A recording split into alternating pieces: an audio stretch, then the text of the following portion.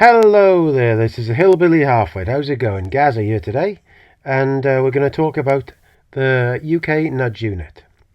Lots of people don't realise that this is a thing, and it's actually true, and they think when you talk about it, you're making things up, and you aren't. So we're going to go through it on Wikipedia and show you exactly what happens. Also, somebody asked me to do a thing on Tate and Lyle, and I had a look last night, and the info I could get was on how it's made 70 million due to Brexit, but I couldn't find any actual single farm payment figures. But I'll have to look into that more deeply because I don't want to get it wrong. Okay, so that will be in the future. But anyway, there's quite an interesting thing has happened. You know, since I put that last video up about that lady on the bike working for Sustrands, the paper that printed that article has had to pull the article and has had to say that she works for Sustrans. So they've been caught out. So this is a good thing. So between people online and myself putting things up about this, they've actually lost that battle on that one with the woman on the bike shopping. Please comment, rate and subscribe and share this stuff as usual, because we the people are getting this stuff out there. So let's get going. Now the Behavioural Insights team, I won't read all of this because it'll just take too long, and you can just click on it and read it yourself. But basically, it's a behavioural insight team known as a nudge unit, and it's been based in their cabinet headquarters in number 10, run by civil servants. And I think it was since David Cameron and the Liberal leaders were in a coalition, they started it. But now it's been made into a public company. So, and it's all around the world in all different places. So we'll read a little bit and then I'll skip a bit and we'll see how we get on. The Behavioural Insights team, also known officially as a nudge unit, is a UK-based global social purpose organisation that generates and applies behavioural insights to inform policy and improve public services following nudge theory, using social engineering as well as techniques in psychology, behavioural economics and marketing. The purpose of this organisation is to influence public thinking and decision making in order to improve compliance with government policy. Improve compliance with government policy, and thereby decrease social and government costs related to inaction and poor compliance with policy and regulation. The Behavioural Insights team has been headed by British psychologist David Halpern since its formation. Originally set up in 2010 with the UK Cabinet Office, within the UK Cabinet Office to apply nudge theory within British government. So that's basically trying to brainwash us and our children to do what they want, to pay more taxes and to take away our own freedoms. What is actually done during COVID was to create a split in the people, where they actually called the one lot the deniers, because they wanted to have their own rights to do what they wanted. And whatever the side of the fence you are on that, they lied. They were journalists. They actually ganged up on journalists.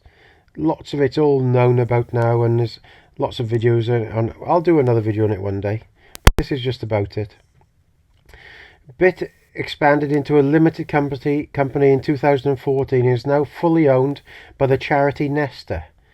Now you have to remember that charities are basically government-funded civil servant think tanks to get money to areas, so that it isn't a charity at all.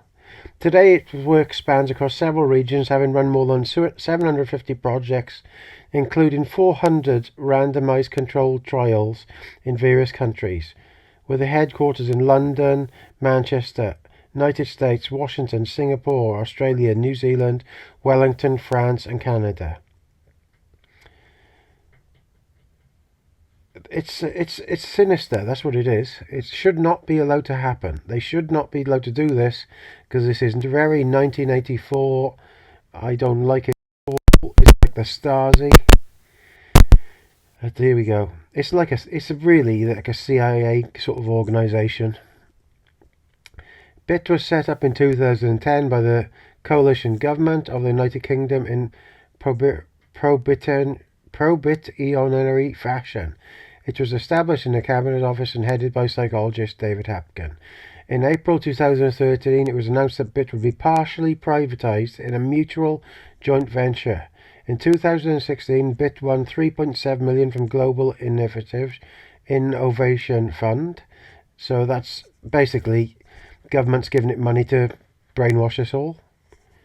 On February the 12th, 2014, 5th of February 2014, its ownership was split equally between the government and charity Nesta and Team's employees, with Nesta providing $1.9 million in finances and services. Reportedly, this is the first time the UK government has privatised civil servants responsible for policy decisions. So the reason they've done this is so it can't be called to Parliament and MPs question them on what it's doing. If it's a private enterprise, they can't be called on to ask what they've been up to. Very, very dodgy. The mission of the organisation is to inform policy and improve public services for citizens and society. In reporting achievements, annual update reports are published highlighting key areas of focused address. The UK government departments that have previously received policy advice for free now pay for the service, as the cost of maintaining the team is no longer borne by government. See, that is wrong. When I read this earlier, it was, because it's going to a charity. The government is giving the money through the civil service to a charity and then it's paying for it. I don't like it at all. Although specific ideas devised by BIT have been imitated in several other countries, Chief Executive David Hapkin said in 2018 with an article that the unit's underlying methodology has still not been widely understood. He said BIT's greatest legacy would be any individual behavioural insight, but rather its commitment to creating a set of variants on any given intervention and testing them against each other. He called the cycle of making variants, testing them, learning what works and starting again.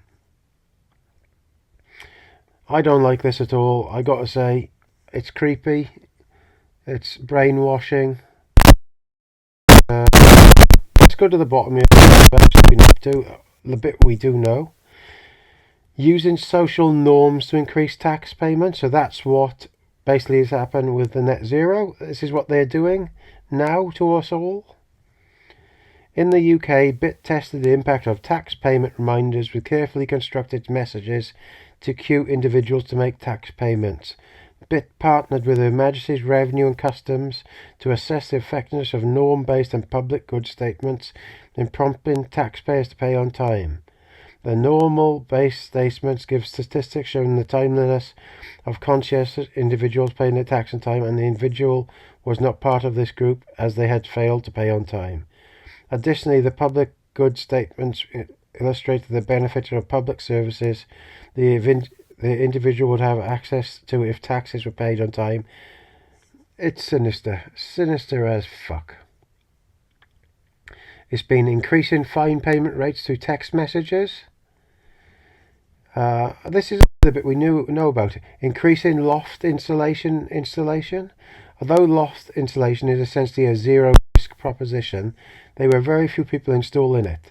The team discovered that people's lofts were full of junk and provided low-cost labour to clear them and caused a fivefold increase. See, that's a load of bullshit, because I've been a builder and everywhere has got loft insulation. It really has. It's they treat us like children or animals, really, farming us. Benefit sanctions for disabled people. It's